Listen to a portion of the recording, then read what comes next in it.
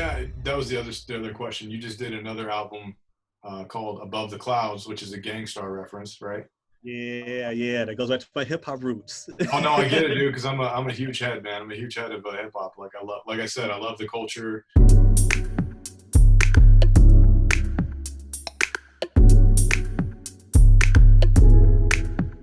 All right, welcome to the very first episode of Corona Season, Episode 1. I'm here with my boy from Chicago, Tae Lamar. He's a man of God, a husband, a father, rapper, producer, owner of a fresh culture, co-owner of God Squad Records. What up, man? How you doing? I'm good, man. How about yourself? I'm good, bro. Thank you for your time, first off. So we're gonna kind of dive into this. Just want to kind of go off this list, and I got a few other questions. So the hmm first question is man of God. So how did you come to know Christ? What's your story? Tell us a short testimony of all that. I'll try to break it down because it could be a long story, but I always knew, growing up in church, whole family went to the same church in North Chicago, Baptist church, usher board, choir, all that stuff, right? Yeah. Whole church knows my family, and as you get older, you kind of stray away because when you're younger, it's like you're going because your parents said you got to go. There was no real deep knowledge of, okay, like once I go to church, then once church is over, it doesn't continue. Right. It's like go to church on Sunday, boom, done. We knocked that off the list for the week. So there was no real big knowledge for me of God. As you get older, that kind of goes away a little bit, and you go on your own little road. As I got older into adulthood, I got married. Um, uh, Wife got pregnant and went through a lot of health issues during her pregnancy, like deadly health issues. We were talking about kidney problems that ended up in kidney failure, things like that. And son being born premature. During that whole period, people were like prayer groups, you know, praying for you, like not just like my family, but like extended family in different states, got like my cousin Pat in Detroit, like my whole church is praying for you. It's like, it's crazy because like you start to learn power of prayer Mhm. mixed with strength in numbers. Right.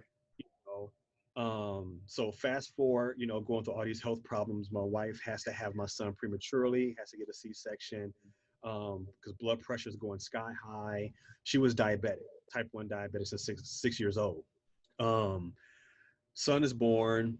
He looks good. Finally get to come home. And then one night in the middle of the night, um, my wife starts feeling really weird, really, really, really weird. And turns out her kidneys were failing as we were sleeping, Oh wow. and had to get her to the hospital immediately, right?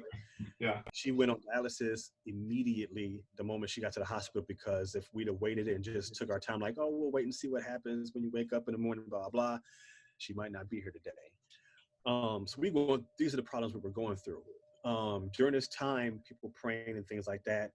And I started getting closer to God and understanding it. And there was one thing that happened while my wife is on dialysis, my son is born, whatever, we're living. Bear in mind, she had to leave her job, no pay. She had to quit because she was working there for less than a year. We're narrowed down to just my income only. We're struggling bad. Yeah. We had to go from living pretty decently, also living pretty stupidly because we weren't saving. We were just living. We're young, 20 some odd years old, and we had to go on low income, assistance and things like that. It was something I never had to deal with before. And it was a really, really big hit to the humbleness, And one day I'm out going to Walgreens to get some medicine for my wife. This woman walks up to my car. And some people think, oh, just coincidence or whatever. She walks up to my car. She's like, hey, I'm sorry. I don't mean to bother you, but, I'm just, my kids are in the car at the gas station. She named me what gas station it was. I knew what she was talking about because I pass it every day going to Walgreens. Well, there's a Jewel over there too, but I passed it all the time, this gas station. I knew exactly where she was talking about. We're just so hungry. Can you spare some money? And I was like, look, I don't have any money to give you. I was broke. I don't have any money to give you. What I can do is I got to go in here and get my wife some medicine, and I'll bring out some snacks for you and your kids. She was like, thank you so much. I was like, I'm sorry that I can't do anything more than that. She's like, no, you've done enough. I was like, no, for real, I wish I could do. No, you've done enough. It's like, all right, cool. So I went inside, got her medicine, got a few things, like some little apple juice and like some chips or whatever. Came out, and she was nowhere to be found. Literally, I'm telling you, bro, I wasn't in there no longer than 10 minutes. I know how long it takes to walk from that Walgreens to that gas station, and it's longer than 10 minutes. Right. So I come out and I look around the Walgreens. I'm like, is she just hanging out somewhere? There's an alley behind her. I walk in the alley. She's nowhere to be found. I'm walking around. I'm like, hell, So I get in the car. Who wants this stuff and then just leaves? So I get in my car, right? And I start driving up the street slowly to see if I just see her walking. I'm driving. I'm like, because she couldn't get far. I wasn't in there longer than, 5 to 10 minutes. It was probably in the middle somewhere. Had to have seen her when she's walking there. I don't see her. I get all the way to that gas station. There's no cars in the parking lot, right? So it's one of two things that came to my mind, because I literally teared up at that moment. I don't know why I started tearing up. I just started tearing up. I'm like, what is going on? I'm like, either she was lying and she was upset that I had no money for her, right? It was like, he didn't give me no money, I'm out. Or she wasn't who I thought she was. You know what I mean? Yeah. So, but that's the point. And even if she just bounced because I didn't have any money for her, I feel to this day, we're talking 16 years ago, I'm feeling to this day that God sent her there because we were down to our last, right? Mm-hmm. We're down to it. I ain't got no money to be giving nobody. Uh-huh. Buying food for other people, but something told me to just bring her out some snacks for her and her kids. And she was like, you've done enough. Sorry, I can't do it. No, you've done enough. And I just broke out into tears. And I went home, I told my wife this story. And I just felt like, regardless of how she was sent, I felt like God was sent. God sent her to me in some form or fashion to me to see what I would do. Everything I'm going through, and I'm trying to really build this belief up in God, that I grew up. People saying, oh, God, got this, makes no mistakes, blah, blah, blah, blah, blah, and this happens, right? Right. So at that moment, I'm like, you know what? I don't know what you're doing. You're doing something, but I'm here for it. Let's roll. Let's do it. Wow. So from that point, I started wanting to know more. And because bear in mind, I didn't know growing up. It was just go to church. Mm-hmm. You know what I mean? It wasn't a relationship. It was just like a chore, a thing you do on Sunday morning. So from that point on, I started wanting to know more and read my Bible. Actually, and then a friend of mine was like, hey, just catch a conversation. And he mentioned a church he went to. And I was like, oh, snap, that's near my house. We'll go check it out. Went and checked it out. And it was different from the church I grew up in. Mm-hmm. The way that he preached and the way that he delivered and taught and stuff like that. And I was like, man, came home and I told my wife, I was like, look, we're going to go here. So we started going there. And from there on, I've since then left that church and went to another one and stuff like that. There's a little bit more different of what I was, as me growing as a Christian man, as a man in general. But that started my journey. That moment in that parking lot, it was like, all right, I'm here for you. What do you need? So that kicked it off. That's awesome, man. Thanks for sharing that. Yeah, that's a trip, man. Like God can do it however he wants to do it. And like sometimes we forget that, you know what I mean? Yeah. Sometimes he'll just catch us, man. That's a beautiful story. Thank you for sharing that big time. Thanks, man. So husband, how long have you been married, and what have you learned? Like, what are like maybe a couple or just one, like something valuable you learned through marriage? Um, Going on 20 years in October. Congrats, that's awesome. Yeah. Going on 20 years in October. We were together since high school. Mhm. Um, but learning, I'm still learning. I'm an old dude, and I'm still learning and still learning how to communicate with each other, Right. learning her, because of course people, some things change with people. Some people end up being the same, but some people, as they get older, their opinions change, their feelings change about things, the way they view things change. So, constantly learning each other. I've been really bad with communication throughout the marriage, and that kind of goes back to being young, being a kid, things that I grew up around and had to deal with as a kid in my house, and that kind of carried over. I don't like to use it as an excuse, but I think that it is a root, Mm. and so even at this age, I'm still learning to deal with that root problem and kill it, and be better at communicating. I think I've gotten better over time. I know I could still use some work. Um, but communication, listening to each other.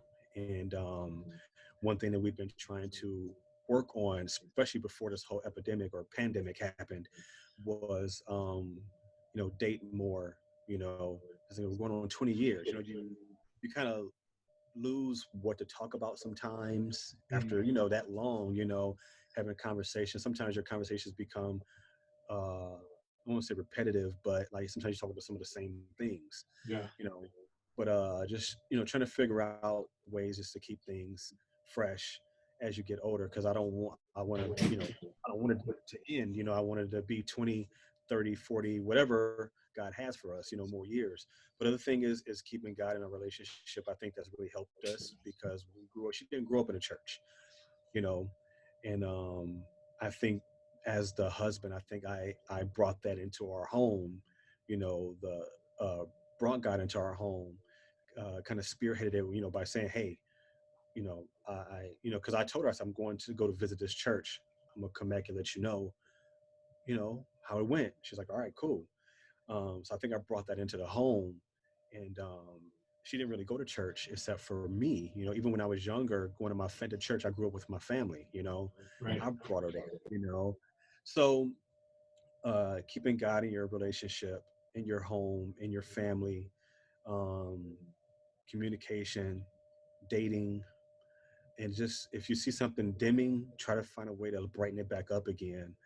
Um, but it can be hard as a husband. You're still learning as the whole time. You're learning the whole. If you're not learning anything, I think you're doing marriage Mm. wrong. You learn something. Yeah. Mm. That's good. So in Yeah. that mix, um, how many kids do you guys have, and how has that impacted the marriage? Just one. Just One one. boy, one hitter quitter. Got him.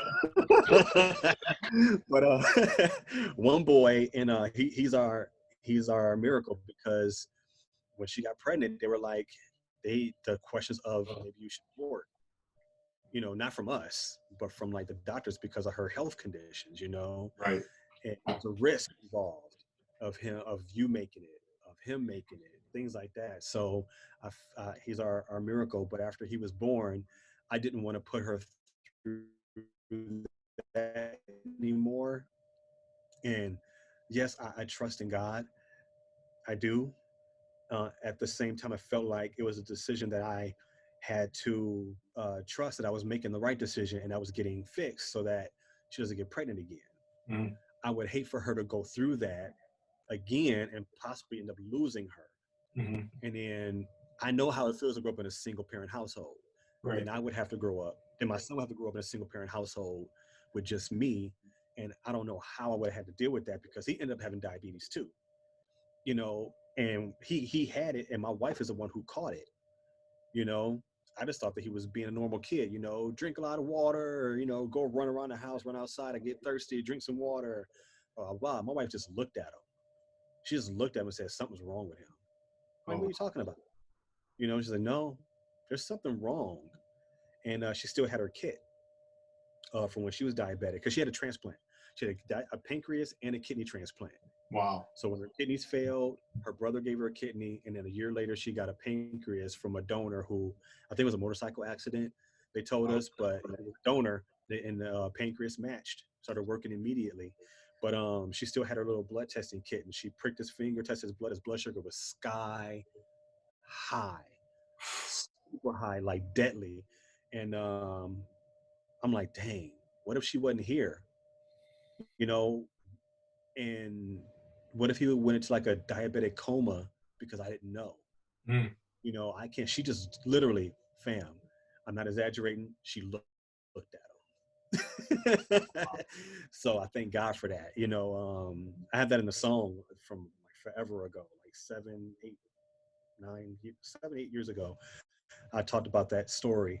She just looked at him. So, but he's my one. He's our one. He's 16. Um, he's awesome.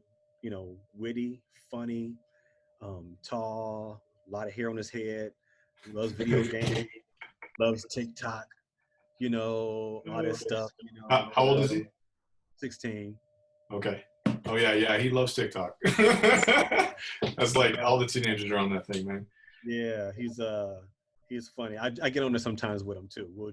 He'll do something and I'll jump in the background and just be stupid. Nice. But keep that father son thing going. That's good. That's good. Um, so you said a song. You made a song kind of referencing his diabetic situation. What song is that? What album is it off of? It's called The Believer, and it was basically my journey from getting to really believe and trust in God. And it was that situation with her health, my son being born, almost losing her, all that stuff. That whole scenario is that song, and it's an album I did. My first album I ever did. Been rapping forever, but it's the first thing I ever did. It's like I got the market off my chest. I made an album, right? But it wasn't until God entered my life, or I brought him into my life, that I was able to do that and put together a body of work. And this was my first one. I look at it now like, man, I wish I would have did this different. Wish I would have did that different. But overall, it's my first one. It's my baby. It's called Beats, Rhymes, and Christ. And I call it that because it's named after a Tribe Called Quest, Beats, Rhymes, and Life.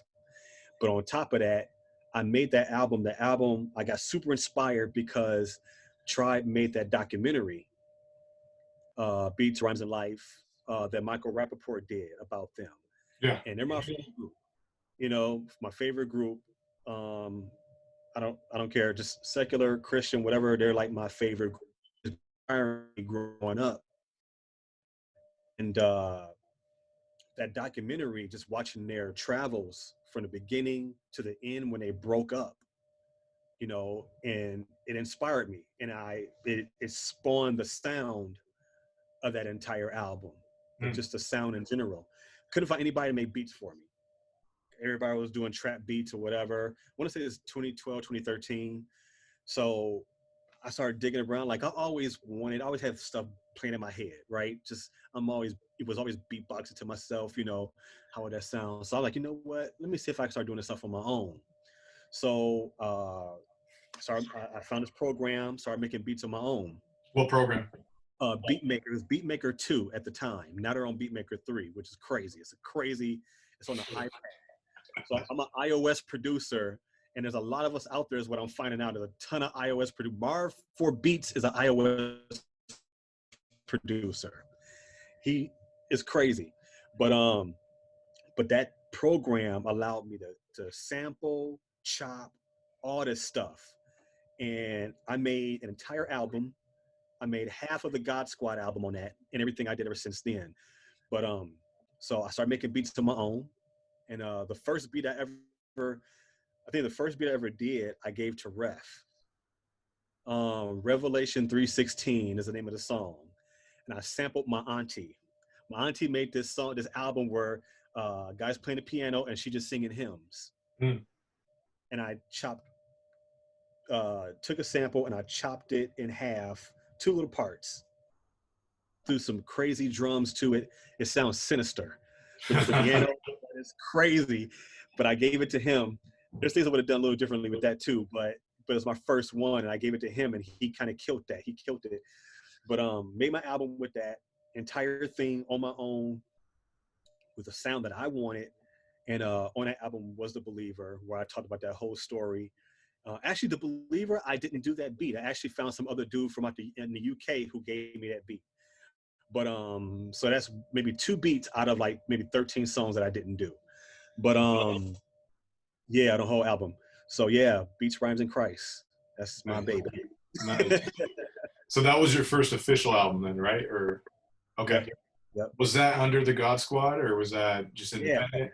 Yeah. So me and Tom started God Squad right before that. And we had developed a friendship a long time ago. And I came to him, I was like, hey, because he knew a lot of people, a lot of rappers or whatever. And I got to know the rappers. And I was like, yo, what if we build a collective of rappers like a Wu-Tang type of collective and call it God Squad with a W. I mean, with a W, God Squad. And the first thought was, that sounds like a dope idea, but keeping people on the same page as me and you, meaning me and Tom. Tom was telling me this, might be a problem. It might be an issue, keep you on the same page. It's like, I totally understand what you're saying. I dig it. So we toyed around with it for a moment. And he was like, what if we turn into a record label? And I was like, that sounds like a dope idea. He said, it would be more like just something that we put in front of us, because it's hard to say I'm Joe Schmo the rapper and be like, hey, put my stuff on your website, or hey, put my song. But if you go to it with a logo in front of it, a label, and say, this is our artist, we're God Squad Records, this is our artist, Tae Lamar, ref, whatever, and et cetera, it looks a little bit more legit than just saying I'm SoundCloud rapper 1, 2, 3, so we right. So we did that, and it was just me and Tom at first. Tom did the Revelation 3:16. I did Beats, Rhymes, and Christ. He did Mixed Emotions and Mashed Potatoes, and all that. And we just started doing stuff. Tom put out numerous stuff. I had Beats, Rhymes, and Christ, and then we brought in Getanon, who's from Oklahoma, and then we brought in Elan Brio, who at the time was in Texas. And then we came together. Elan Brio made beats as well. So me and him became kind of pretty cool because of all of that. So he did half of the God Squad album. I did the other half of the beats. Literally, I think it's literally half each. And we just put it together organically. Like, it wasn't like, I'm going to be on this song, you're going to be on this song, blah, blah, blah. We did songs together, like all 4 of us, but then there were some songs where just one person rapping or 2 rapping, 2 and somebody else doing a hook, things like that. And then we just put it together how we felt. And then that came out, and I think that album was majorly slept on. I think it was mad dope, to be honest. The Kingdom is Near. The Kingdom is Near. I think it was super dope. The album cover, I found a picture of this church on fire. And in front of the church was a statue of, I believe it was Mother Teresa. Not Mother, but Mary. I'm sorry, Mary. And then the church is on fire behind it. And I was like, immediately what I saw when I saw that picture was, we need to be on fire. The church needs to be on fire for God, because the kingdom is near. So I made the picture black and white, made the fire in color, flaming red and yellow flames coming from the building. And that was the album cover. One dude who I had recruited to do a feature on the album, I won't say his name because I still love him to this day, he's still my guy. The song called Chicagoland on the album. That was pretty like dubbed as my solo, but it's not just me rapping on it. It's actually 2 other dudes from Chicago on it. And this is at the peak of the crime in Chicago. Every summer you heard Chicago murder rates going up. Right. So it's called Chicagoland. I'm sorry, I'm on myself, but the beat was crazy. The beat was But I got two of my guys to be on it, but one dude was supposed to be on it, and at the last minute, I had to make a change at the very, very, very last minute, and I had to crunch and recruited my man Cell Block from Chicago, and this dude, I won't say his name, and this other dude,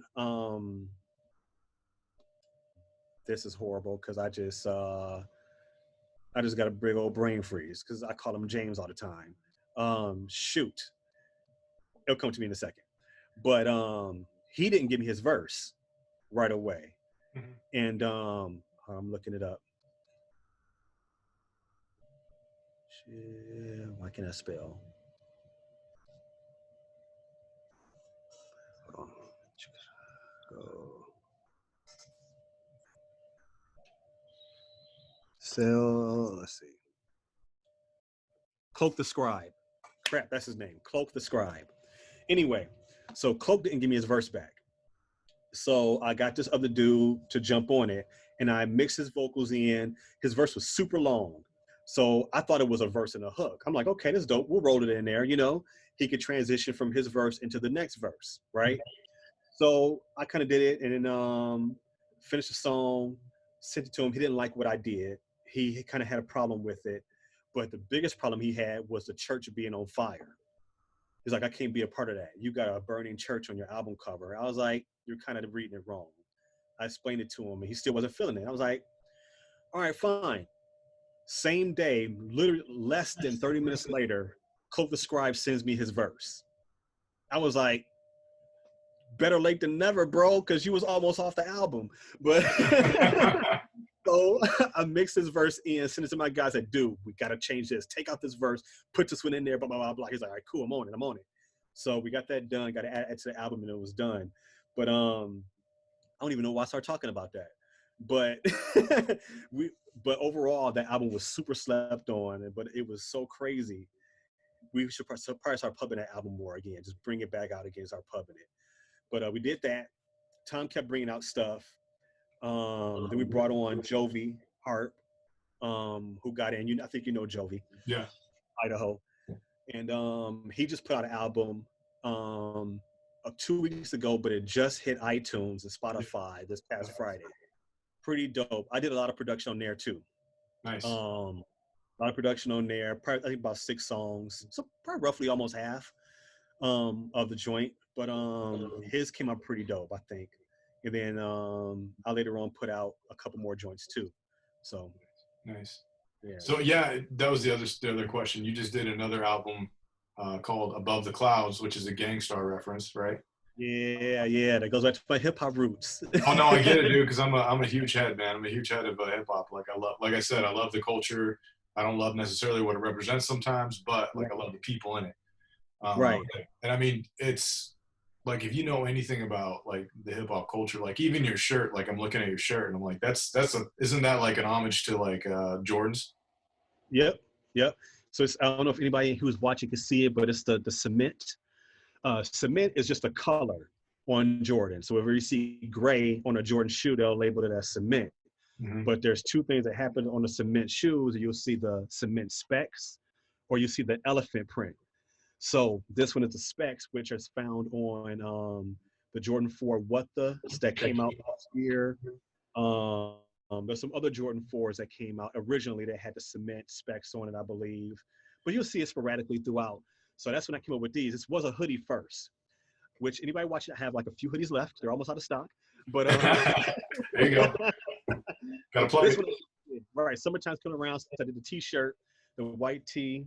Have a cement on there. Then I have on the hem, which is what is normally on a lot of my stuff.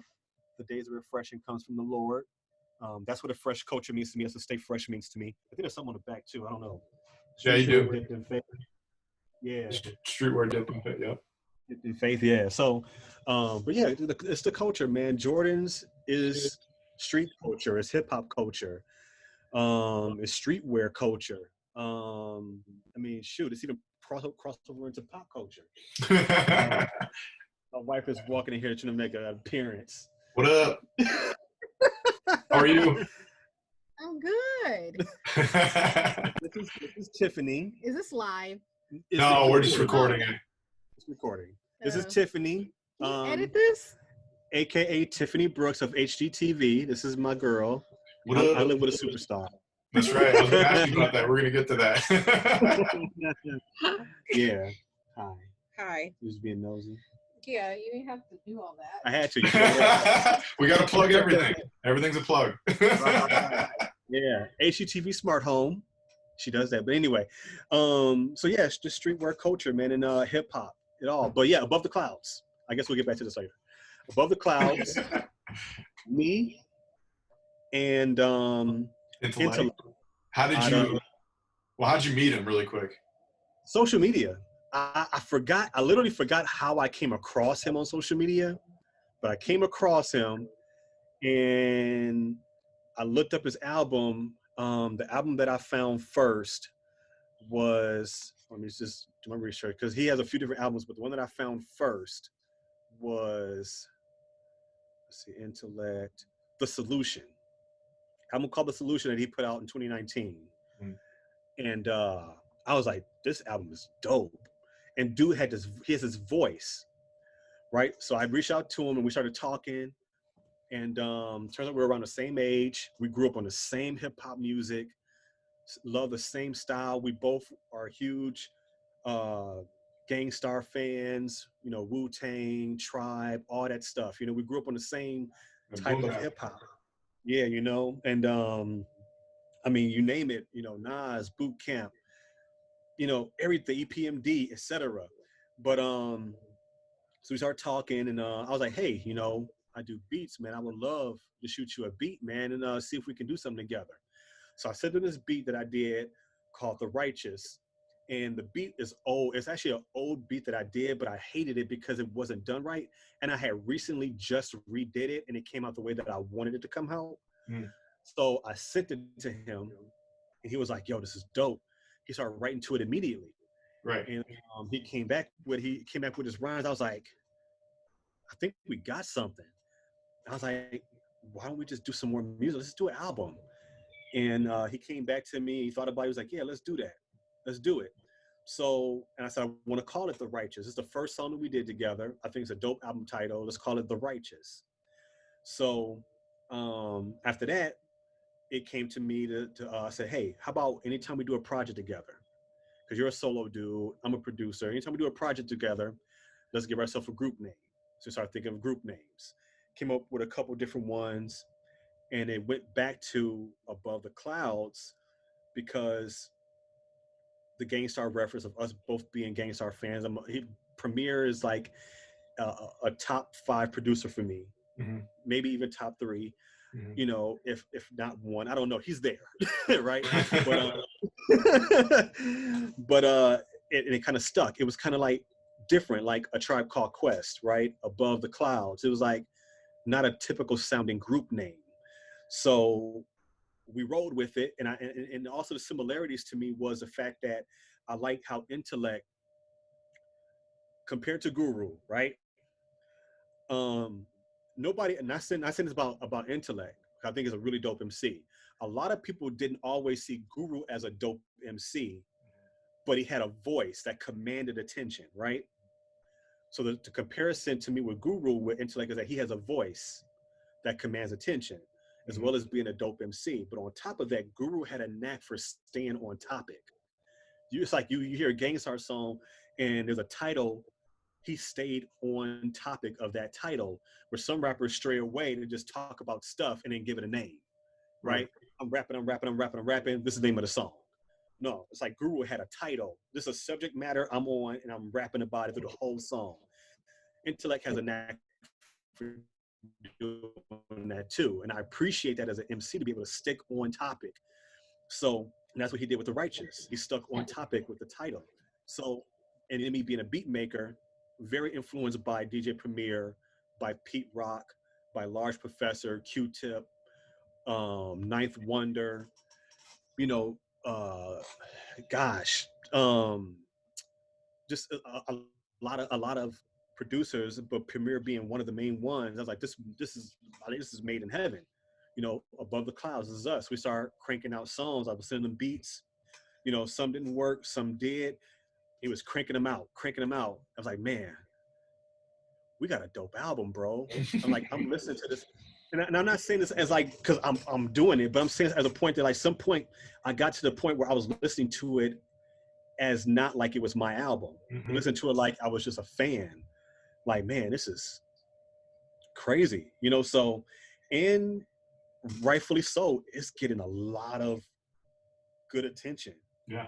I've never, as a sync by myself, I've never seen as many Spotify plays and it's been on as many Spotify playlists as I have doing this project with him. Right. No project I've ever been on as much as this. My solo ones, I'm kind of jealous. By myself, it's like I must suck by myself. But but with him, and on top of that, I did Young Paul's album, Warfare. I did the entire album. It's not a YP Tae Lamar album. It's just a YP album, just me on the production.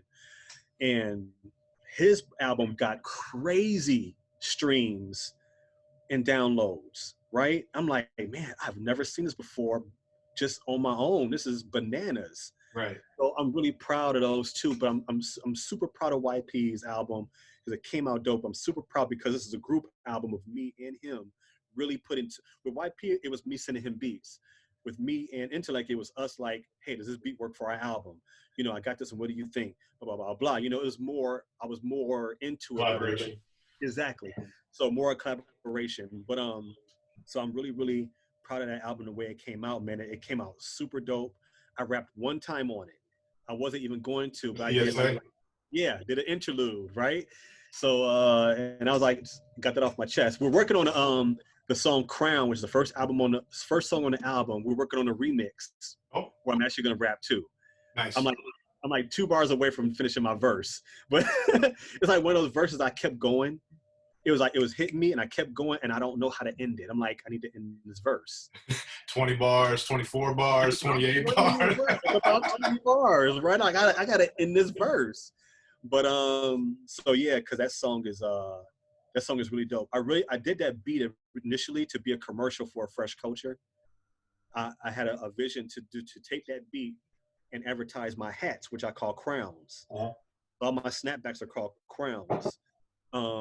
And I had a couple some video footage of people wearing my crowns in slow motion, black and white, and then having that song playing in the background. Nice. Just to advertise. I'm still gonna do it, but but I was like, you know what, dude, can you do something with this?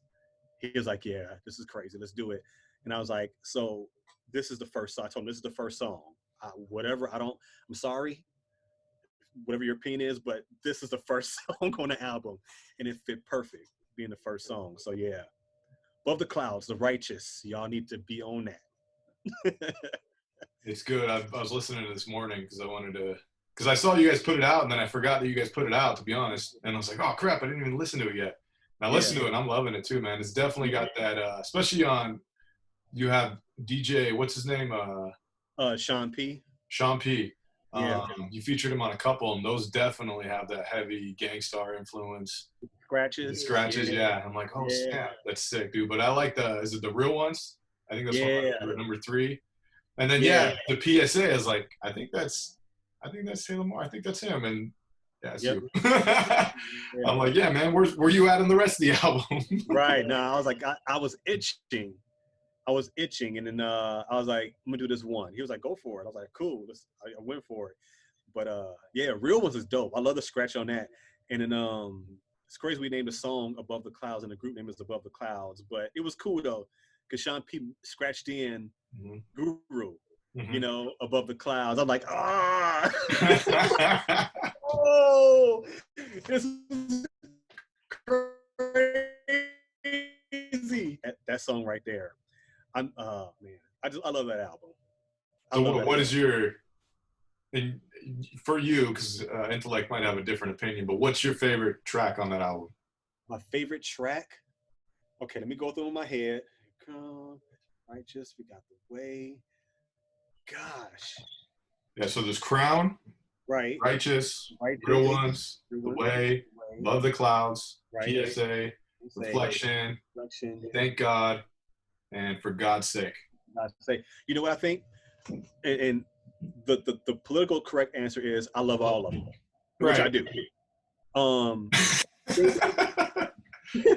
Thank God, and this is why. Thank God is the only song where I use sounds and not samples. Mm. The rest of the album is very sample heavy, but this song I only use sounds, except for the "Yeah Y'all" that you can hear in the background. I sampled that, but that was pretty much it because it needed a little bit more. It needed something else, like another sound in there, ambiance of some sort of fashion. And I was like, and it clicked in my head, like, let me go sample that. I know what a song that is. So when I took that and I threw it in there just for the hook, but overall it's just all sounds that I sampled, and it came out dope. It kind of took me out a little bit out of a area that I'm used to doing with just chopping samples. Mm-hmm. And it allowed me to be a little bit more creative with the sounds because I can't play any instruments. I can play bass lines, of course, but I can't play really any instruments. Mm-hmm. So that was very fun for me to do. And it still sounded different than the rest of the album, but at the same time, it fit right in. Right. Yeah. Right. So on that tip, because especially in your production, it's usually sample heavy, right? Right. Question, and if I need to edit this out, I might have to later on. Clearance. How do you do that? What do you do with all that? Are you just flying under the radar for now and then wait until somebody says cease and desist? Okay. Yeah. Like. Because you're starting to get on an upward trajectory. Yeah. So my next question to that is, okay, within sample. So a few years back, I got stacks of records, right? Mm-hmm. I used to heavily be in the sampling, and I'm like, I can't do this anymore because I started actually looking into like costs, how much it costs to clear a sample, and it could get ridiculous. Also, the time it takes. Yeah. And just finding, like, trying to really the time, but you're trying to find the right person. Like, who do I need to talk to? Right. So I really started looking into sound packs and things like that. Yeah. What's your opinion on sound packs, or have you even messed with them? Or I have messed around a little bit with sound packs. Actually, I think of it. Thank God is from a sound pack. It was sounds. The sounds were different. Like they were, long or whatever. I took minor pieces of those different sound packs, like just boom, barely even, a bar, barely even here. But sound packs I think are dope. One other thing is cool that I need to look into. Eric Sermon started a service where it's a bunch of already cleared samples, mm-hmm. and you pay like I want to say a subscription fee, or you pay like $50 if you want to use that sample, mm-hmm. and it's already cleared. Yep.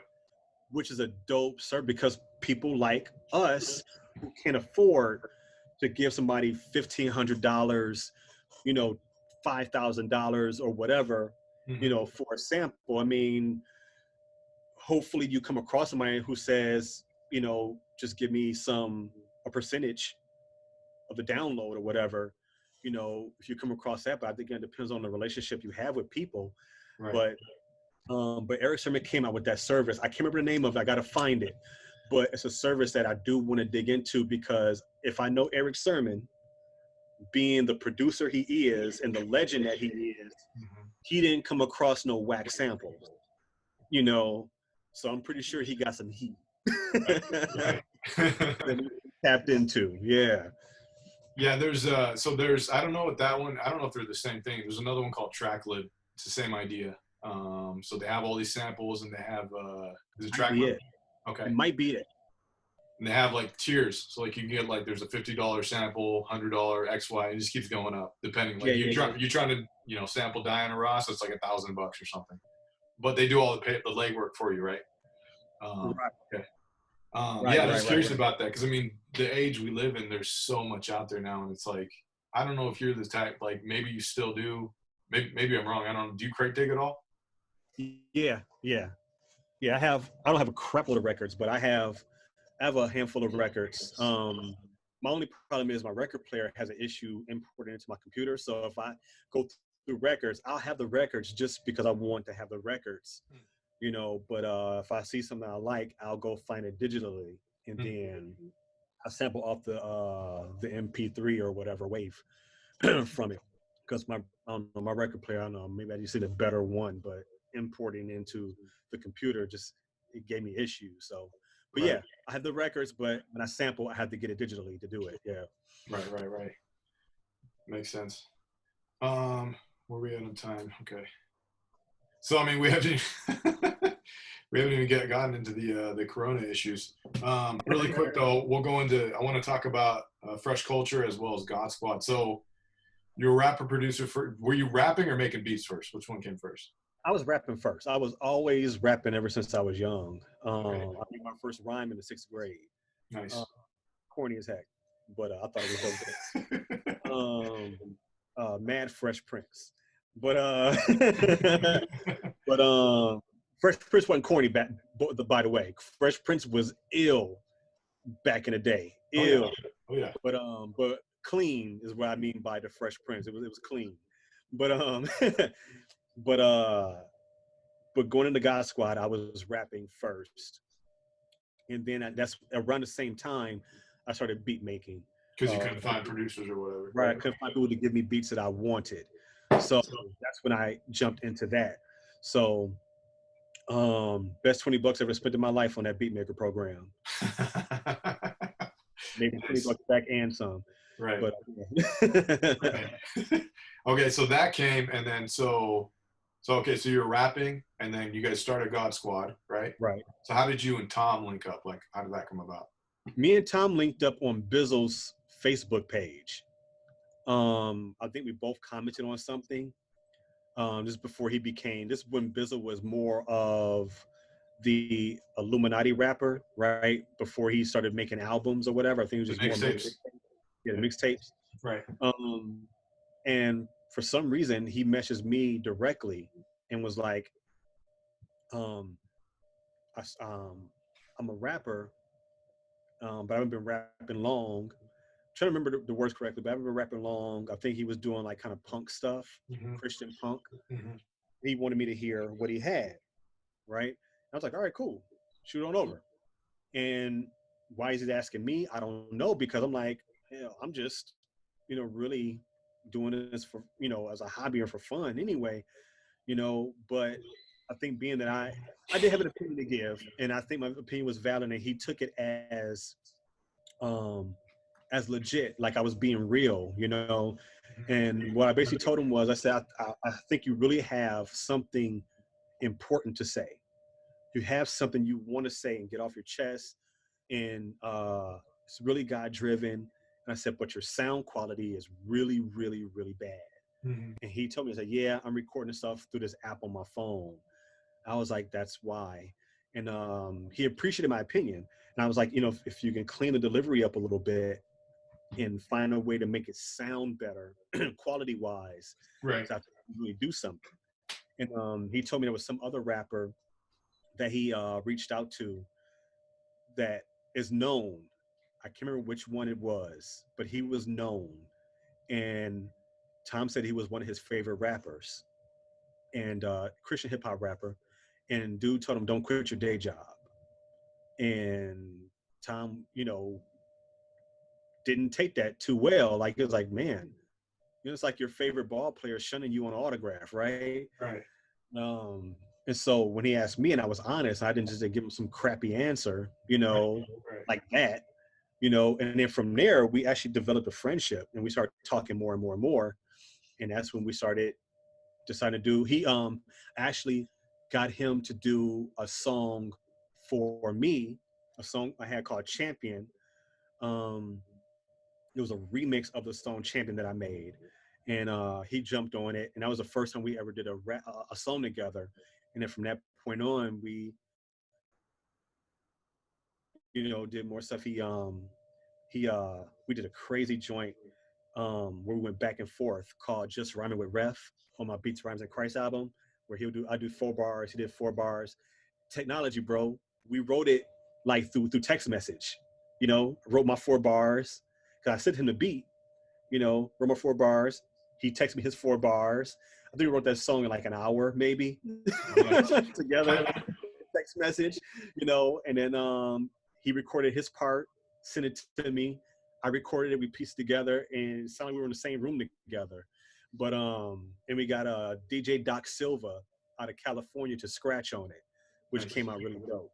But well, we started doing that stuff together, and in that, God Squad Records was born, and the rest is on and on to now, you know.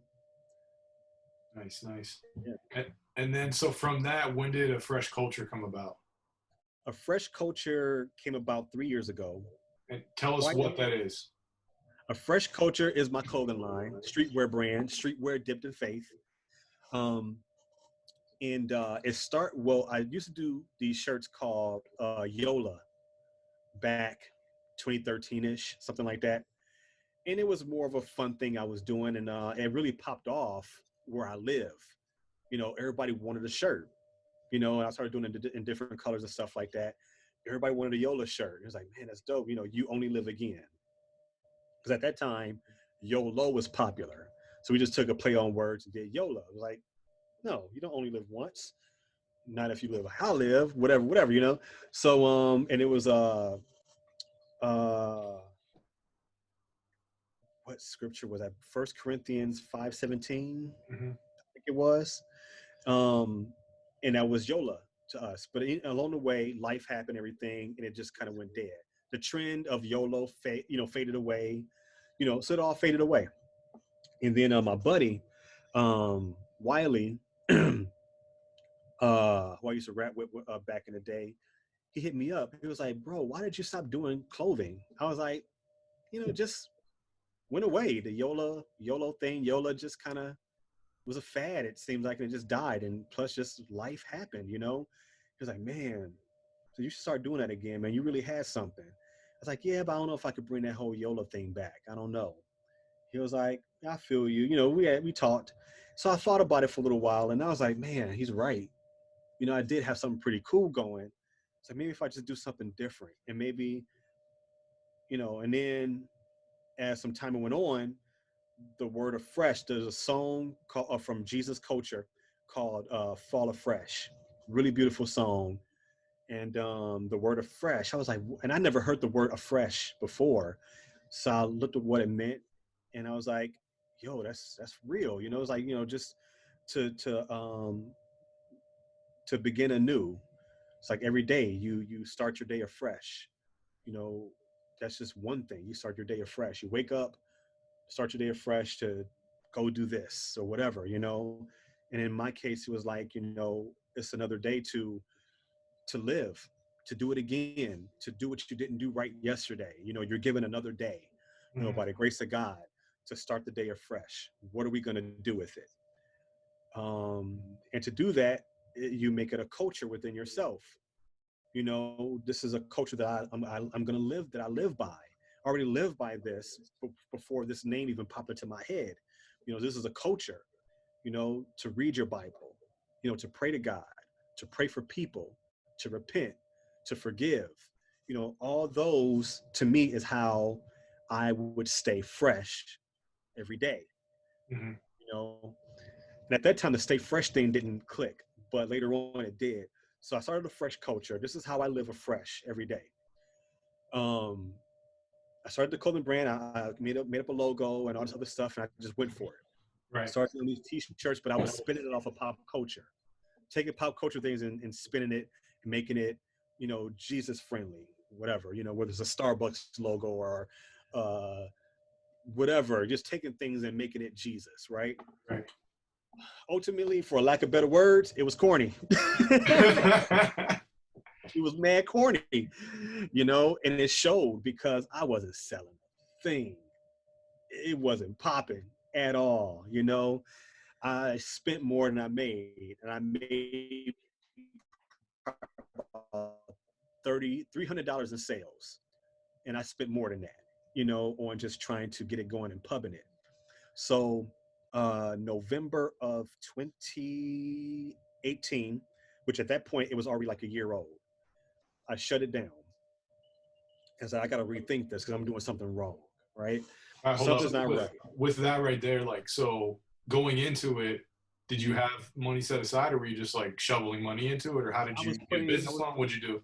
Nah, I just put some money that I had into it, and I didn't want to quit, because I did put a little bit of money into it. Right. It wasn't a lot, but I put something into it, and so I shut it down. I shut my website down. I didn't shut it down, but I paused it and went into think mode. Started studying other brands. What are these brands doing that I'm not doing right? So I started looking at brands like Art of Homage, Grateful Apparel, Forgiven Boutique, The Hundreds, Paper Plane, everywhere, all these different streetwear brands, Stussy. What are all these brands doing that I'm not doing correctly? And the one thing that resonated to me is that they aren't complicated. They aren't complicating things with all these gimmicks and super graphic-y t-shirts. Well, the Hundreds do have some graphic-y t-shirts, but for the most part, their big sellers are simple. The Marathon Company, Nipsey Hussle stuff, Right. simple. Crenshaw, right? Paper planes, or there's that plane logo. Stussy, just as simple as heck, right? So I said, this is what they're doing. They're not being complicated, they're being simple. What can I do that's simple? Putting a fresh culture on there. Okay, I could do that. But then the whole stay fresh came up out of it. It was like a fresh culture, stay fresh. I was like, yo, it's kind of dope. So I was like, all right. I went to my computer and I was just like doing all these fancy lettering, just didn't do it justice. Right. And I just went here, boom, it's simple. Black t-shirt, or I put black and white letters on the screen. I was like, that's it.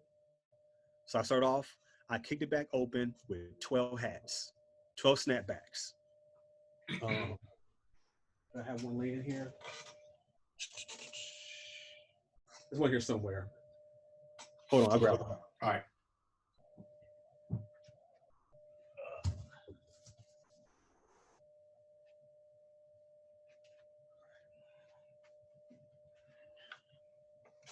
Oh, super clean. Simple, clean, to the point, right? Like your hat ain't got a whole bunch of stuff on it. It's a bull, right? Mm-hmm. You don't need too much. You just need the bull. Right. You know what it is, right? Right. So I just wanted this. If I can get this to be recognizable, I got something, right? I put it on, New Era. I hit up New Era to ask them, what are my parameters? What can I do with my brand using your hats? Right. So he told me what I can do legally or whatever. And I was like, cool, went for it, right? At that. And this was a tagline at first, fresh is the culture. So that's on a lot of my hats. Probably going forward, it'll be the streetwear dipped in faith, because that came along this year. This was last year. But I have a ton of these hats. So I have them right here. I got it black and black. I got black with multicolored letters. And then I have another one that looks like the old Raiders hat. It says a fresh culture, but the Raiders joint. Yeah, it's mad NWA. But nice. Yeah, a homie bought one, and he put up a picture of him with the black Raiders jacket, the hat, and his gold chain. I was like, you killing it. You killing it. But he's like, man, I had to put this jacket on. I had to put it on with this hat. I was like, yeah, that was dope. But does he got the Jerry curl? That would be funny. But 12 of these, I put up a pre-order. Right? I was like, okay, see if this hit. See what happens. I was pubbing it, and Muzz was pre-ordering the hat. I ain't even had a hat yet. but pre-orders were coming in, and I was like, all right, let's make it happen. And because I'd already been talking to a manufacturer about hooking the hats up for me. So got the 12 hats, pumped them out, got 12 more hats, and I was like, you know what? Let's do hoodies. I did some hoodies. I overpaid like a mug for these hoodies, but I was fresh and new with these, and that's what kicked it off. 12 hats. I think I did 20-ish hoodies like a month later after the hats, and the rest went on as 2019 went on. It got to popping. It was popping. I was like, man, I'm doing something right. Black t-shirts, white stay fresh on it. White t-shirt, black stay fresh. Did the red and white, and then started doing some other color hoodies. I'm like, man, things are rocking. And before the year was over, I did other color. I did the white hoodie with the cement. Those was popping. Red hoodies. It was like I did the red and white hoodie. Red and white hat, which is already that's sold out. And I was like, I got to do it like these guys are doing it. Everything's exclusive. If it's gone, it's gone. The only thing that'll stick around is the black and white hat, black and white hoodie. That'll always be a thing. But everything else, once it's gone, gone. That's what these guys are doing. That's how they're keeping their name and keeping their stuff to be in demand or wanted. And it sucks that I'm telling everybody this, but that's just how it is. Like a clothing brand, take that note down. I'm not afraid to give away secrets to people who are looking to start a brand. And that's how I did it. Everything's exclusive. Hoodie's gone, that color's gone, it's gone. The hat is gone, it's gone.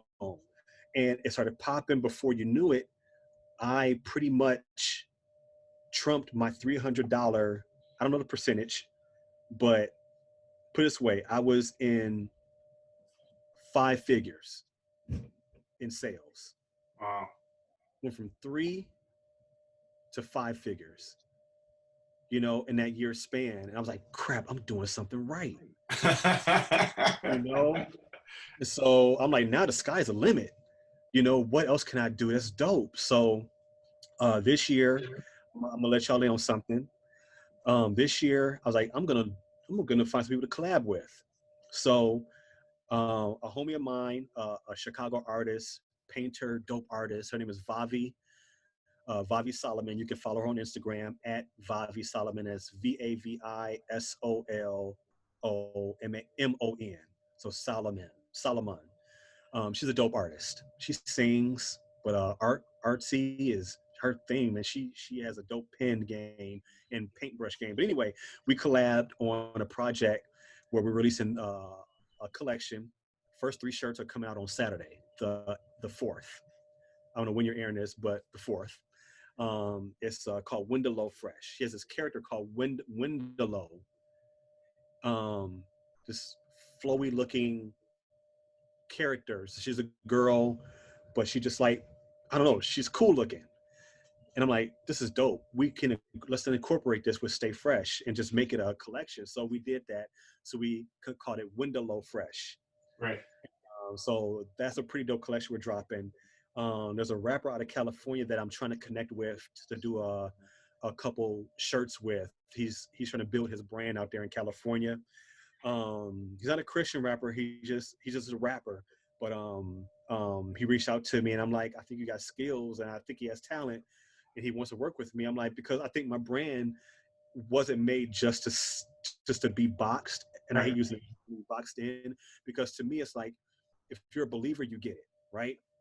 If you're a non-believer, you're looking like, oh, that's dope. But there's still an underlying faith-based meaning behind the name. And it's all over my website.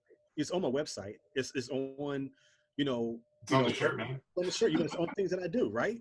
So it's not like I'm hiding it. It's in plain sight. It's as plain as day. Because even if you're not really into church or religious or whatever, you know who God is. You'd be like, thank God on a regular basis, right? Oh my God, thank God that happened. Oh Jesus, I almost failed. Right? You're calling on somebody, right? But so we and him are slowly working on something. But the big one is WNBA player Cappy Pondexter, ex-retired NBA legend, I should say. So I reached out I shot my shot, quote unquote, right? WNBA player, legend, retired, Cappy Pondexter. She's a Chicagoan, but she lives out of LA right now. And funny story. This is Anybody watching who is doing anything, starting a clothing brand or whatever, and gets nervous about things, listen to this quick story. I reached out to her when I first started my brand, when it was corny, right? And I hit her up and I was like, hey, because I had met her. She came into the place that I worked when she was playing for the Sky. She was on crutches, and I was like, you know what, I'm gonna hit her up. So I hit her up on Instagram, and I was like, hey, do you remember me? You came into my job, and we had spoke for a moment, whatever. She was like, yeah, I remember you. I was like, hey, I got a clothing brand. Can I send you a shirt? And would you rock it? Like on Instagram or whatever. She was like, yeah, send it to me. My butt was scared as hell to send it. That's how much I didn't believe in what I was doing, right? This is 2018. Actually, the end of 2017, that's when I started, was the end of 2017. Never sent it. So after 2019 went pretty good, I said, you know what? I came across a post of hers. It's like, I'm gonna DM her again. Cause I ain't scared no more. I'm doing something good. My fear is gone. So I hit her up. I was like, hey, do you remember me? And blah, blah, blah. She was like, yeah, I remember you. I was like, look, I was transparent. I told her why I never sent it. And she was like, I understand. And then she looked at my brand. I said, check out my page. So she checked it out and she started following me. She said, bro, your brand is dope. I was like, thank you. I said, should I still send it to the address you gave me before? She's like, no, here's another one. So I sent her a few things. This is probably one of the last free things I ever sent anybody, because it doesn't give me anything, it doesn't do any return to send IG people or whatever free stuff. Right. But the reason why I did it with her is because I wanted to work with her. So I sent it to her. She got it. She loved it. She shared on her stories. She shot a music video with these rappers named I want to say Styles and Wiley. I think that's what their name is. Styles and Wales. She shot a video with them, and they shared on their Instagram story. And I'm still waiting to see the video. I don't think it came out yet, but she was wearing one of the things that I sent her. Oh, nice. In the video chat, I was like, that's dope. So I was like, you know what? I'm gonna shoot my second shot. So I was like, hey, someone want you to think about. And I came to her, I was like, hey, I would love to work with you and do a collab. I have some ideas, and I would love to do at least one shirt with you. I think it'll be pretty dope. And she was like, and she came back to me. She's like, yeah, I think we can do something. Shoot me your ideas or whatever.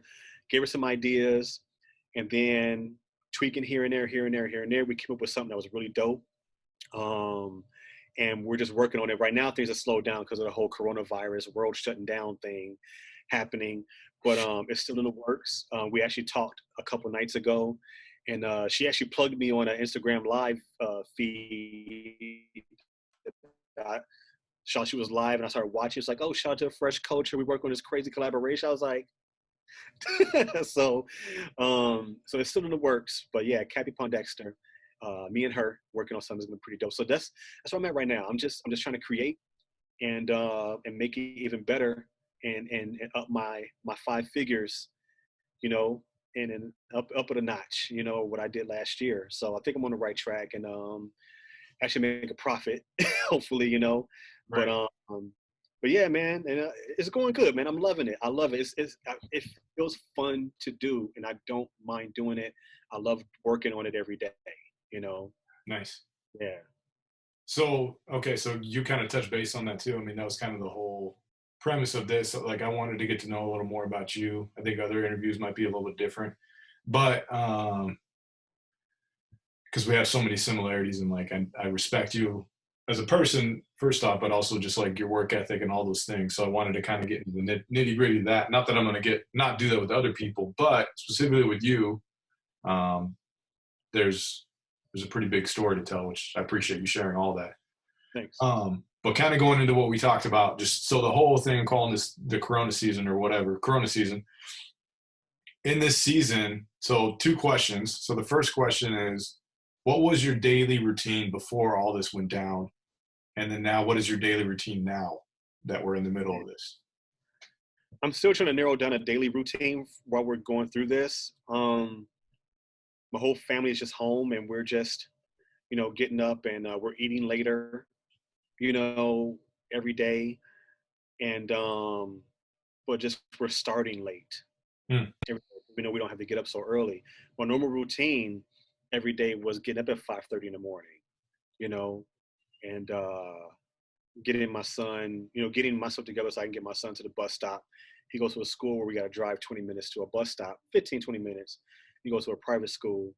And, so getting that together, but, so in the mornings are normally a really early start, get up, thank God, thank you for waking us up in the morning and stuff like that. And, but now it's just starting late is what it is. It's just that's just what we're doing. But also it gives me a lot of time to do a lot of things that I don't get to do throughout the day because I work a 9 to 5. Right. Teaching the brain is not my job. It's my part-time job that hopefully will spawn into something better. But it's not my full-time job that gives me my benefits and my real pay, as of yet. So, I got more time to do stuff. I got more time to sit and go through U version, or read a chapter, a couple of chapters or whatever, and then also come down to my basement, this is my workshop. That's how I work on stuff. Like, I don't know if you can see, it's a stack of t-shirts over there, Right. and things like that, so working on things, and also, open up my laptop and being creative, on doing stuff, so, and one thing I did find, and this is me being transparent, I came to my family, my wife and my son, 2 days ago, and I said, one thing that we have not done collectively as a family through this whole thing is we have not together prayed. Mm. We've like individually, like I know I'm praying, right? Right. And like my son, I don't know if you're praying or not. I haven't even like held you accountable on that at all, And then my wife, I'm praying for my wife. My wife still deals with some health issues. I pray for her and I pray for my son, all the time. I said, collectively, we haven't done that. And I said, we have to do better.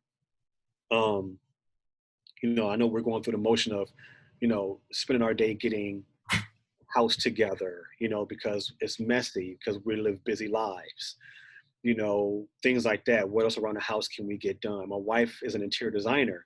She's still working, I said, we go about our day, you're doing your thing. I'll come out to my basement, I'll do my thing, or I'll be on my computer working on some stuff. My son's playing video games or whatever. And then we're doing things around the house that we need to do, but together we haven't done this. And I said, that's on me. That's my bad. So I had to hold myself accountable for that. Because that went away, and that should have been one of the biggest things. And I thank God for actually bringing it to my attention. I asked myself, I said, what is God doing with all of this? The world is in in chaos, right? It's chaos. People buying up things they ain't got to buy. Grocery stores are shelves are empty of toilet paper of all things in the world, but are full of canned corn. It's like really, but and the world is crazy. People are dying, and there's people still going out and having parties, but people are dying, and cases are going up, by the hundreds and by the thousands and stuff like that. And it's like, what is God really trying to say through all of this? And I'm not trying to be a conspiracy theorist. I'm not going to throw out things like that, but I know God is saying something to us, right? He's telling us something. And as far as my family goes, and it could be the whole world. It could just be individually. We have to find what God is trying to do for us, for me, or for our family, or for the world. But I knew for my family, it was like, bro, I gave you all the time in the world. It's like, you have it. You have all the time in the world right now. Your job is shut down. Your wife's office is closed. Your son's school is shut down indefinitely. We don't know when anybody's going back to anything. Right. I gave you have all this time. What are you doing with it? Right. Yeah, your work.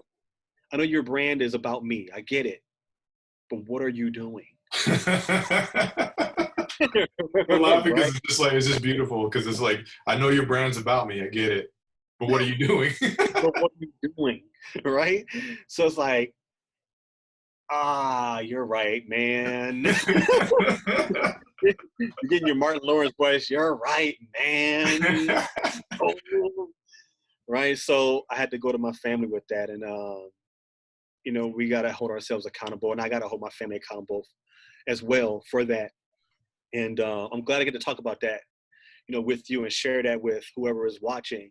We got to hold ourselves accountable for these things, and I'm sure a lot of people go on these stretches. I've done it, go on stretches where I don't read my Bible for X amount of time. Mhm. Not saying that I don't talk to God throughout the day. I talk to God all throughout the day, Right. daily, repeatedly. Something happens, whether it's bad or good in the day. Something's going to happen, bad or good in the day. Mhm. Thank you. Thank you for bringing it to my attention. Oh, thank you that didn't happen. Thank you for that blessing. I think in this whole coronavirus thing, there's a blessing in there somewhere. I know people are dying, and people are gonna be like, "How's there a blessing? I just lost my grandmother. She died of coronavirus." I know people are gonna feel that way, but somewhere in here, there is a blessing. There's something God is trying to tell us and trying to get us to wrap our heads around Mhm. in this whole situation. I don't know what it is. I'm not one to question God like that. I mean, a question like, what are you trying to show us? I would like to know. I would love to know, but if somebody else is going to be a vessel to tell somebody, make it happen.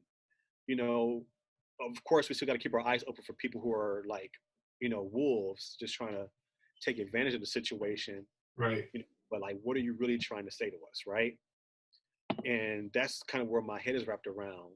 And I said that to my wife one day. I said, what is God really trying to tell us through all of this? Don't Right. know. Don't know. People are dying. People are getting sick rapidly. And what is really happening? That's just where I'm at right now. It's like, I don't know. I wish I knew. So out there, what part of Chicago you in? I should ask that way at the I'm beginning. outside of Chicago. I'm in a Okay. city called Antioch, which is north of Chicago. So we kind of say Chicago land area because on a good day, I think right now with the roads, nobody being there, I think we could probably get to Chicago in like 20, 30 minutes. But Mhm. normally it's like 40 minutes to an hour. Oh wow. But that's with no people on the road. I think that's how quickly we can get there. Um, Somebody who lives a little bit like 20 minutes from me said they got to Chicago in 20 minutes. I was like, yo, that's crazy that you got there that fast. So, so we're pretty close. Right. So like, what has been when you go out into the community, if you have to go shopping or whatever, like what's the sense you're getting from the people? Like what's in the atmosphere? What's your take on it? What are you seeing out there? Um, a lot of people are polite. A lot of people are keeping their distance, wearing gloves and masks, stuff like that. Mhm. I noticed one time I talked to a guy in a bread aisle because me and him both were looking for a certain bread that they didn't have that they usually have, but when he was looking for was nowhere to be found. The one I was looking for was nowhere to be found because people bought it, you know. But I noticed that I made small talk with him. I was like, "You're looking for a loaf of bread that you usually get, but ain't here anymore, is it?" He was like, "Yeah." We kind of laughed, but he kind of like made his distance, and I noticed that. Mm. And but we kept talking. I didn't say anything about it. Rightfully so. We're 6 feet apart, whatever. But but I noticed that my mom, who drives, like she drives Uber and all that stuff, before she shut it down, she made a couple of drives out to Chicago to make some money. She said it was a ghost town. Oh. Ghost town. She said there wasn't nobody out there. She was the one that told me it took her 20 minutes to get there from where she lived. 2025. But she said it was a ghost town. Nobody out. She made those few runs. She set her Uber to go home and got nothing on the way home. People just in the house, Mm. But people were only outside to get things they need to get, You know, like I ship off things for my brand. Like I be getting orders, and I, ship them out at the post office, and there's maybe one. Normally, it's like a line, of people, but Right. people are like going in there sporadically. It's like one person at the counter. I go and I just drop my packages off Right. because our labels. I just drop them off. Right. Bounce. Thank you. God bless y'all. And they're like, God bless you too. And I go back home. So it's like, do what you got to do. My wife called me the hunter gatherer because I'm the one that runs out and gets what we got to get. So gatherers. I grab what I got to get back in the house. So that's the sense of everybody. Just get out there, get what you got to get, and go home. So that's what it looks like. People just doing what they got to do and leave. Right. Right. Crazy. So coming out of this, because it's going to end, right? Right. What do you see as maybe a positive thing coming out of this for, let's say within your family, and then going beyond that within the culture that is around you, as well as within like CHH and hip hop culture?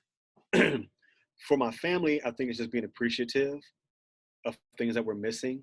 My wife is missing going out to dinner with me, right? For example, she mentioned, gosh, I would just love to go bowling right now. I was like, you never like going bowling with me. I bring up bowling, like, I don't want to do that. She's like, I would love to go bowling right now. Right. Like, appreciating things. My son is like, I want to go back to school. It sounded cool for a minute to be out, but I'm bored.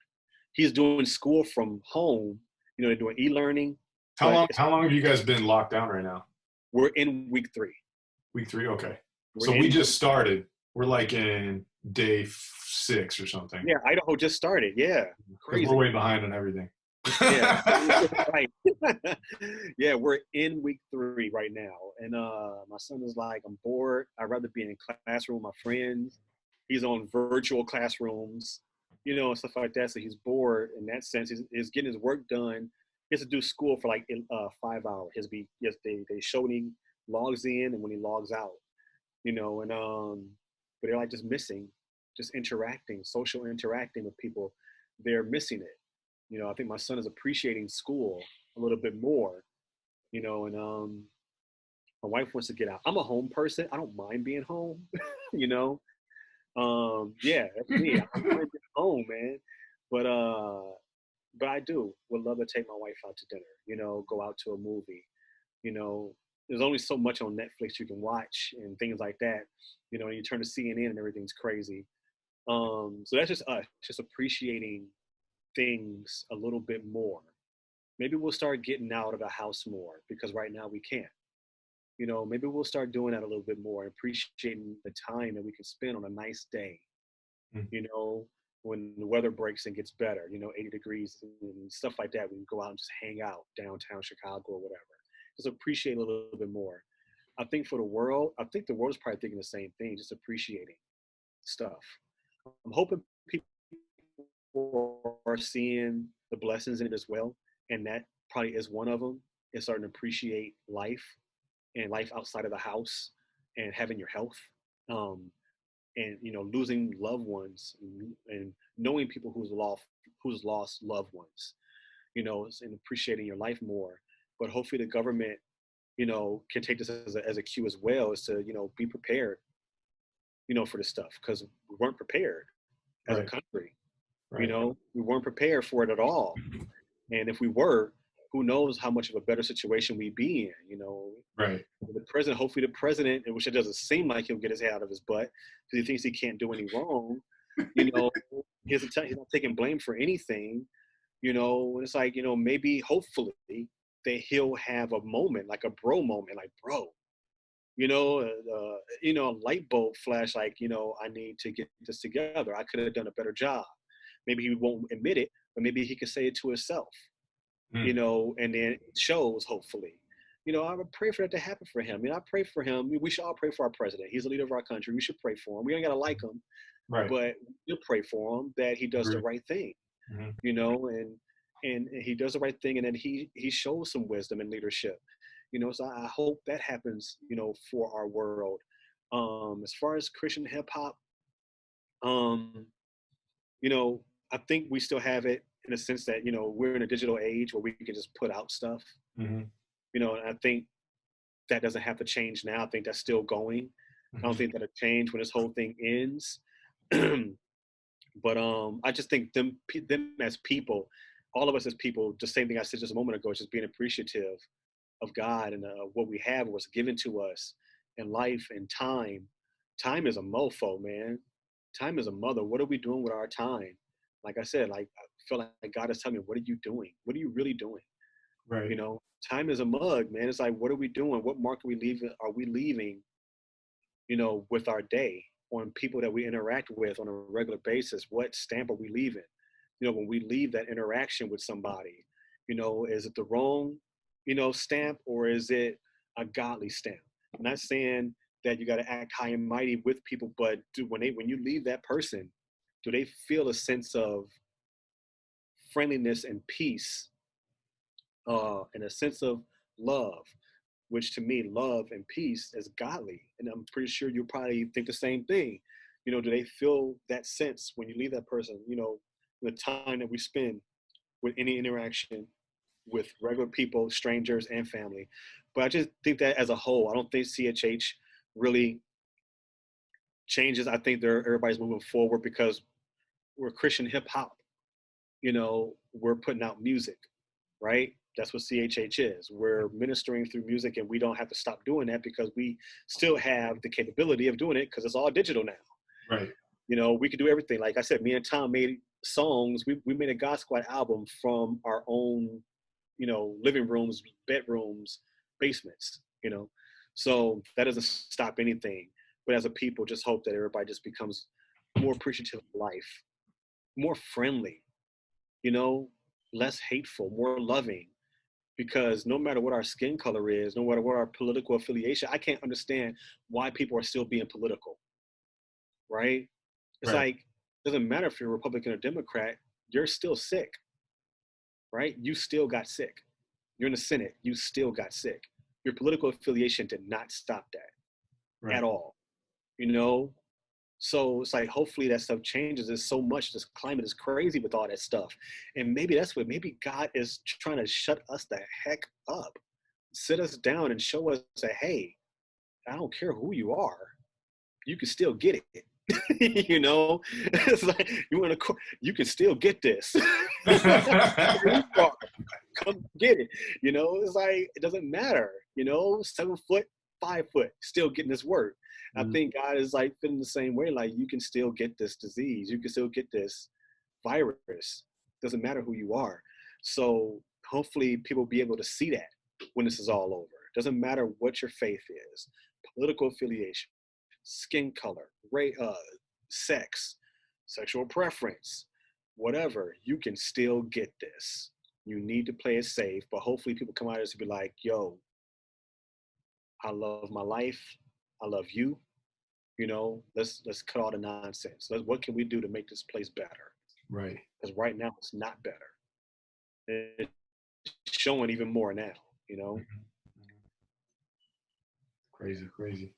That's good. Do you have any, we're going to kind of wrap up and then I'm going to have you plug some stuff here in a minute. Do you have anything you want to leave us with? Any thoughts that maybe you have or just? Just the same thing I said, just, you know, take this time with your family first and foremost. That's our first ministry, right? As husbands. And if you live by yourself, you know, take this time to seek God. And if you're with your family, seek it with your family. Reach out to your loved ones. We have technology now, not just a phone. We have FaceTime. We got Facebook Messenger video. We got Zoom. You know, we got ways that we can actually see our family's faces. Like I can't go see my grandma right now. Right. My grandma's fresh off a heart surgery right before this stuff hit the fan, and I can't go visit her. You know, she came home and I couldn't leave the house to go visit her because I'm younger than her. Who knows if I carried something from going to the grocery store, Right. right? I can't go visit her. My mom was just talking to me. I talked to my mom on the phone a moment ago. She's like, I can't go see my mom. So my grandma, her mom, like, I can't go see my mama. If I gotta get her stuff from the store, and I have to like just kind of like hear and leave, you know, like that sucks. You know, I'm appreciating that I want to hug my grandma right now. Mm. You know what I mean? You know, I want to hug my mom. My brother is in a not nursing, but rehabilitation home because he had a bad accident over a year ago where he was dang near paralyzed, you know, and now he's in his home, this place where he's like just living and kind of rehabilitating and everything. And they're on lockdown. Nobody can come in. There's a lot of older people there too. If I bring something in there, if he goes out and brings something in, you know what I mean? So he Yeah. can't leave. You know what I mean? It's whack, right? Right. So I can't go in there and sit with him, you know, but we can play, you know, NBA 2K, you know, from my living room and his room. You know what I mean? Because we can get it going if we want to, you know, stuff like that. So, you know, we appreciate the technology. I thank God for that. You know, technology can be a gift and a curse, but in this sense, I think it's a really good thing when it comes to communicating with your loved ones, friends and family, and doing stuff like this. But just take the time. Don't take advantage of it. Take the time. I love sitting with my wife. Whether she's restless or not, I love sitting with her and watching TV, find a movie to watch. Mm-hmm. I love it. For real. I love it for real. You know, trying to get my son to sit down and watch something with me, but he'd be up there playing video games after school. After school is done. But but you know, it's all good. You know, we'll have our moment and do a TikTok or, you know, crack a joke here and there. But I'll see him in passing as he comes downstairs to get some food, you know, but he does stop sometimes and be like, I love you, Dad. And then he'll give me a hug. I'm like, I love you too, man. You know, and kiss his mom and give her a hug. I love you, Mom. He'll go back up to his room, you know, or playing Overwatch. But yeah, so just appreciate the time that you have with your family and do the God thing, man. Do not do the right thing, do the God thing, and hold yourself accountable with your family.